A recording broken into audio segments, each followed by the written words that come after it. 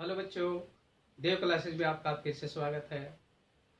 हाँ तो बच्चों, हम अपने टॉपिक के बारे में बात करते हैं। जो हमारा टॉपिक चल रहा है रिलेशंस। तो बेटा लास्ट लेक्चर में आपने कुछ रिलेशंस के एग्जाम्पल्स किए थे, उसमें एक नई एग्जाम्पल्स एक और ऐड करता हूँ मैं। तो रिलेशंस में देखे नई एग्जाम्पल्स आपको क्या दिया मैंने। Relation R in the set A 1, 2, 3, 4, 5, 6 defined as R equal to x, y where x minus y is an even number. X minus y is an even number. बेटा क्लियर है? अगर मैं x y का difference even number find करता हूं तो वो relation identical होगा, रिफ्लेक्सिव होगा, सिमेट्रिक होगा, ट्रांजिटिव होगा, इक्विवेलेंस होगा। ये क्या हो सकता है? तो ये चीजें हमें डिफाइन करने के लिए पहले रिलेशन को तैयार करना पड़ेगा। जो हमारे पास रिलेशन आर है वो किस टाइप का रिलेशन होगा, उसके लिए देखिए हम बात करते हैं। तो बेटा यहाँ रिलेशन आर की बात हो रही है। अगर आर की बात हो रही तो देखिए यहाँ पर क्या होगा। तो आर आपका ए इंटू ए, वन को वन के साथ आप अगर लेते हो तो उन दोनों का डिफरेंस क्या आ गया बेटा? जीरो। तो जीरो क्या होता है? इवन नंबर होता है। 2,2 जीरो आएगा। 3,3 जीरो आएगा। 4,4 5,5 6,6 क्लियर है? इन सब का डिफरेंस जीरो है। जीरो क्या होता है? हमारा इवन नंबर होता है। अगर हम सेम नंबर को सेम नंबर में से माइनस करते तो आंसर क्या आ रहा है बेटा? जीरो। और जीरो वो आना है तो कैसा होना चाहिए था? Even number. कैसा होना चाहिए? Even number. जीरो क्या होता है बेटा? इवन नंबर होता है। तो यहां तक ये देखा जाए तो ये आइडेंटिकल रिलेशन फॉर्म करेगा। बात क्लियर है? लेकिन इसके साथ वन के साथ टू नहीं हो सकता। वन के साथ टू नहीं हो सकता तो वन के साथ थ्री आ सकता है। वन के साथ 5 आ सकता है, 4 नहीं काम करेगा क्योंकि दोनों का डिफरेंस 4 आएगा, यहां पर 2 आएगा। क्लियर है? और बेटा 1 के साथ 6 काम नहीं करेगा। इसी तरह से 2 के साथ 2 आ चुका है, 2 के साथ 3 काम नहीं करेगा, 4 वाला काम करेगा, इवन नंबर देगा। और 2 के साथ 5 नहीं काम करेगा, 2 के साथ बेटा 6 काम करेगा। तो दोनों का डिफरेंस क्या आ रहा है? इवन नंबर आ रहा है। क्लियर है? अगर हम बात करते हैं तो इनका उल्टा भी काम करेगा। 3,1 भी इवन नंबर देगा, 5,1 भी इवन नंबर देगा, 4,2 भी इवन नंबर देगा बेटा, 6,2 भी इवन नंबर देगा। बेटा क्लियर है कि नहीं? बात करता हूं 3 की। अगर यहां पर देखिए 2 के साथ देखा जाए, 2 के साथ 2 आ चुका, 2 के साथ 4 आ चुका, 2 के साथ 6 आ चुका। ठीक है ना? इसी तरह से हम बात करते हैं तो यहां पर हमारे पास अब जो नंबर बचा आपके पास तो उसके हिसाब से देखिए आप क्या करेंगे। तो देखिए बेटा यहाँ पर की बात हो रही थी, 2 4 के साथ काम कर सकते हैं, 2 6 के साथ काम कर सकते हैं, 4 2 के साथ करेगा, 6 उसके साथ करेगा। तो इस तरह से हमारे पास अब और कोई नंबर यहाँ पर अवेलेबल नहीं है जो हमें यहाँ पर इन दोनों का इवन डिफरेंस देगा। बेटा क्लियर है ये? अब यहां से बात करते हैं हम, ये रिलेशन हमारा आइडेंटिकल रिलेशन है? नहीं, आइडेंटिकल रिलेशन नहीं है क्योंकि ये एक्स्ट्रा आ गया इसके अंदर। तो दिस इज ए रिफ्लेक्सिव।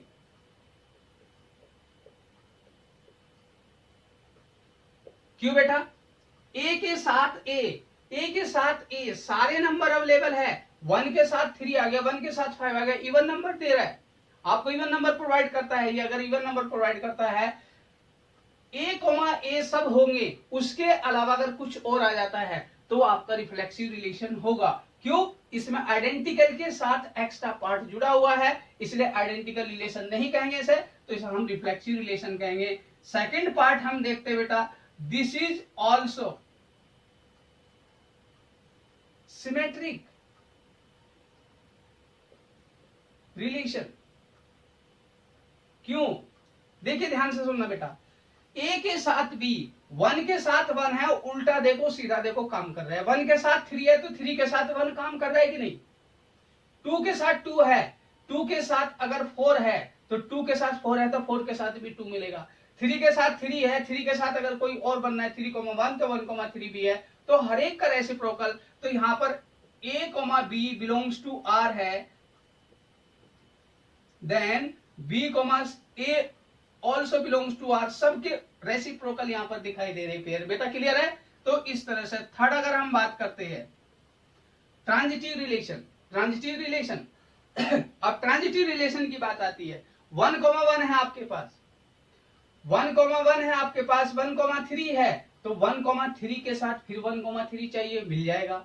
1,3 है और बेटा 3, समथिंग 1 है आपके पास, 3, क्या है 1 है, तो 1 के साथ 1 मिल जाएगा। इसी तरह से आपको ये चेक करना है क्या ए बी सी तीनों के तीनों मिल करके ए के साथ बी और बी के साथ सी, तो ए के साथ सी सब जगह अवेलेबल है कि नहीं।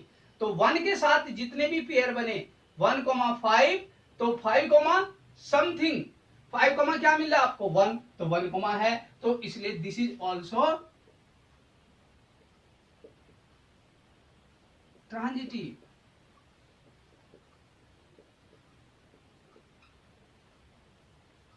बेटा क्लियर है? क्योंकि यहां पर हर नंबर, यहां पर ए के साथ बी, बी के साथ सी और ए के साथ सी, फिर आपको मिलकर के सारे पेयर कंप्लीट दे रहा है, तो this is a transitive relation. बेटा क्लियर है कि नहीं ये बात? तो इसलिए आप इस बात को भी एक्सेप्ट करते हैं यहां पर।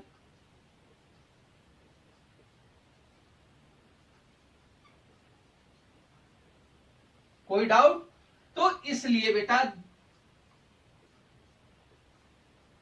this is an equivalence relation on A for R equal to x, y such that x minus y mod is an even। Clear है बेटा? तो ये इक्विवेलेंस रिलेशन प्रोवाइड कराएगा आपको। तो आपको ये बातें लिख करके देनी होती। 4 नंबर का क्वेश्चन आता है बेटा, इसलिए ध्यान से पढ़ना है।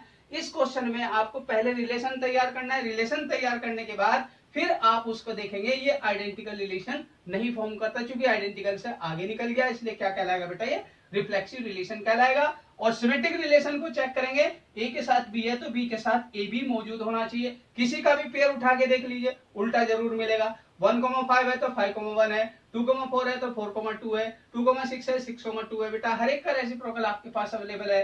ए के साथ अगर बी कोई भी नंबर आप अज्यूम कीजिए, जैसे हमने 1,3 लिया, तो 3 के साथ क्या देखो कुछ और मिल सकता है, वो क्या 1, तो 1,1 भी मिल जाएगा आपको, ये मिल गया।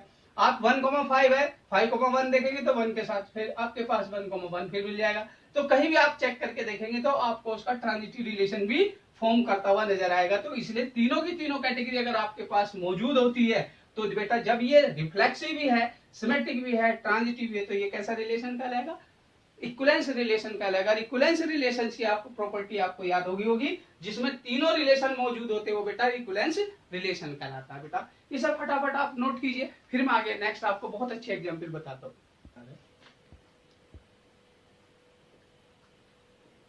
तो देखो बच्चों, नेक्स्ट एग्जाम्पल की बात करता हूं मैं। Relation R in the set of parallel lines defined as r equal to L1, L2, L1 is parallel to L2 is an equivalence relation।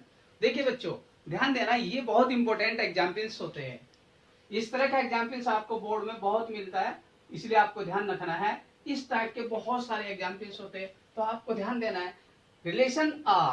Relation R in the set of parallel lines, clear है?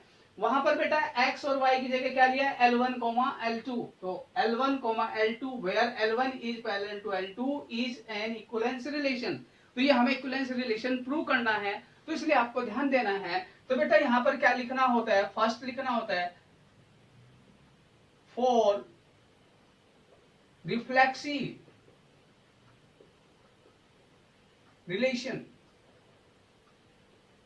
देखिए बेटा reflexive relation के लिए क्या करना पड़ेगा, if L, L belongs to R, L, L belongs to R for all L, clear है? तो मेरे पास जो भी लाइन होगी बेटा, हर लाइन अपने आप के पैरेलल होती है कि नहीं, बताओ पहला। L1 के पैरेलल होती है, L2 के पैरेलल होती है कि नहीं, बताइए। L1 L2 के L1 L2 के और L1 L1 के पैरेलल होगी, तो यहां पर हर लाइन अपने आप के पैरेलल लाइन होगी कि नहीं बताइए आप। देखिए ध्यान से सुनना, रिफ्लेक्सिव रिलेशन में क्या होता है, अगर L1 की बात करें तो L1 पैरेलल टू L1 होता है, L2 पैरेलल टू क्या होता है बेटा L2, L3 पैरेलल टू क्या होता है L3 एंड सो ऑन। इसी तरह से L1 पैरेलल टू L2 भी तो होता है, क्योंकि set of the parallel lines है हमारे पास, तो ये हर केस में सेटिस्फाई करेगा। रिफ्लेक्सिव रिलेशन क्या कहता है, आपके पास L, L हर एक L अपने आप के पैरेलल जरूर होगा, लेकिन वो अगर एक L दूसरे L के पैरेलल हो जाए तब भी कोई प्रॉब्लम नहीं होगी, तो इसलिए रिफ्लेक्सिव रिलेशन को फॉर्म करेगा। क्लियर है बेटा। इसलिए नेक्स्ट की बात करता हूं मैं, symmetric relation for symmetric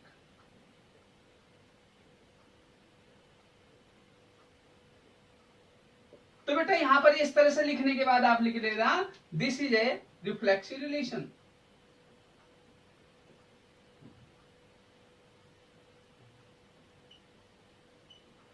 clear है। अगर रिफ्लेक्सिव रिलेशन की बात होगी तो सिमेट्रिक रिलेशन में ध्यान देना बेटा, इफ L1, L2, तो बेटा L1 पैरेलल टू क्या है L2, तो L1 किसके पैरेलल है L2 के। देन आपको यहां चेक करना है L2 पैरेलल टू L1 आता है कि नहीं, श्योर आएगा। तो आपको पता है L2 पैरेलल टू क्या होगा L1, तो यहां पर क्या लिख देंगे, this is also, therefore this is also symmetric relation.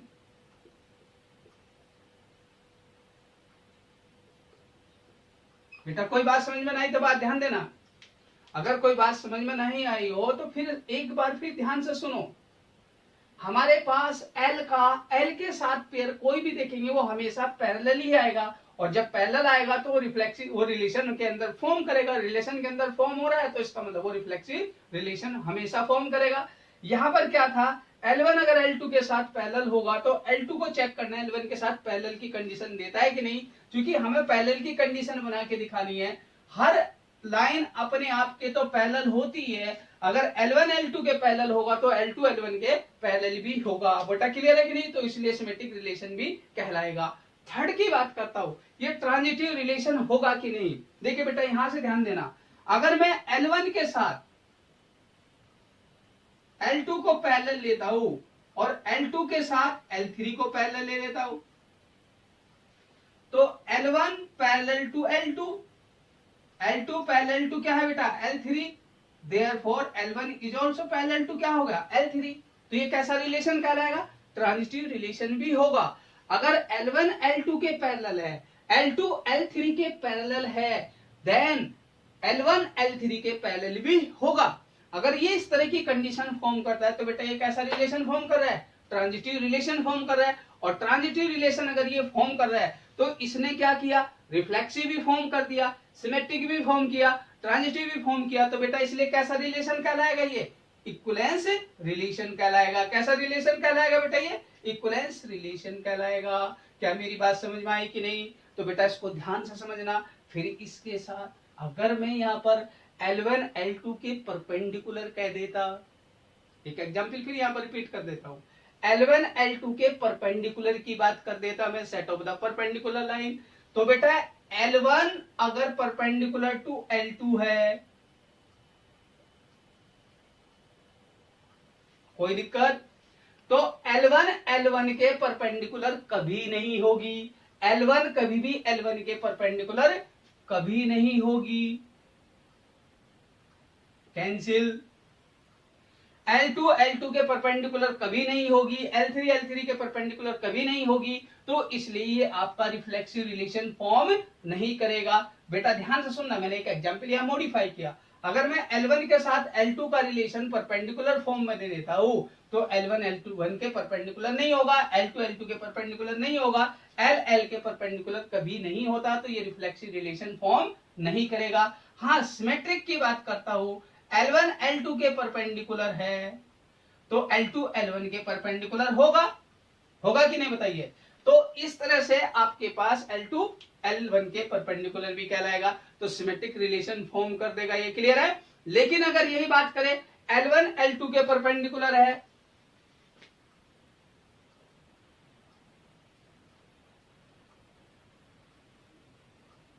और बेटा L2 L3 के परपेंडिकुलर हो जाए।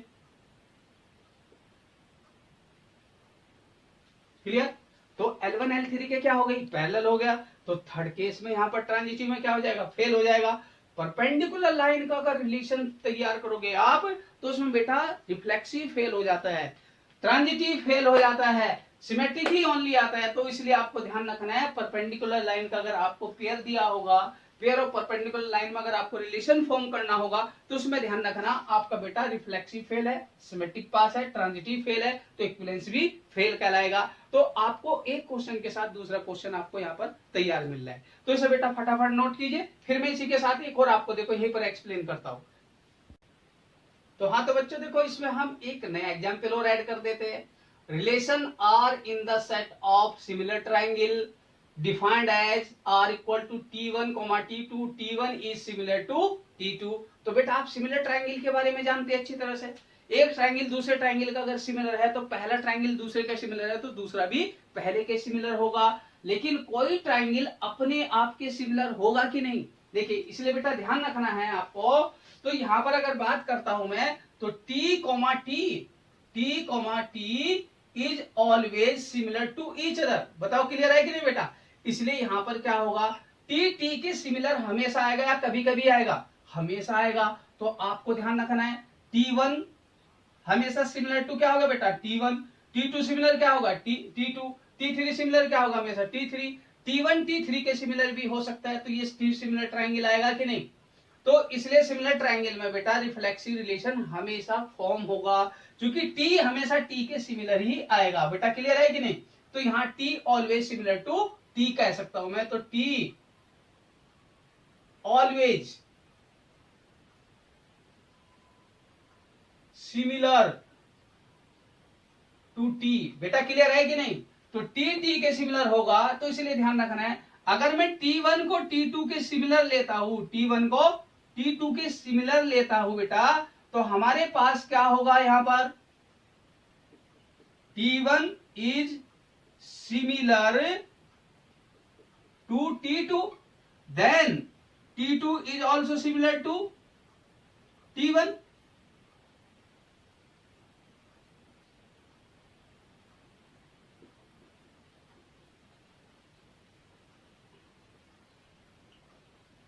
कोई प्रॉब्लम बेटा? इसलिए रिफ्लेक्सिव के साथ साथ सिमेट्रिक रिलेशन भी कहलाएगा। रिफ्लेक्सिव भी पास हो गया, सिमेट्रिक भी पास हो गया। अगर बेटा आप यहां पर बात करते हैं A similar to B, B similar to C, तो A is also similar to क्या होगा, C। तो आपको ध्यान रखना है, A सिमिलर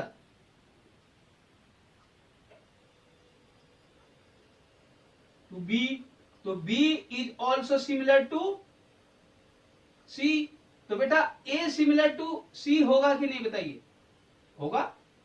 जब सिमिलर ट्राइंगल की बात हो रही है, A B के सिमिलर है, B C के सिमिलर है, तो A B C के सिमिलर होगा। तो इसलिए आपको पता है ये रिलेशन आपका ट्रांजिटिव रिलेशन भी फॉर्म करेगा, आपका बेटा ये इक्विवेलेंस रिलेशन भी फॉर्म करेगा।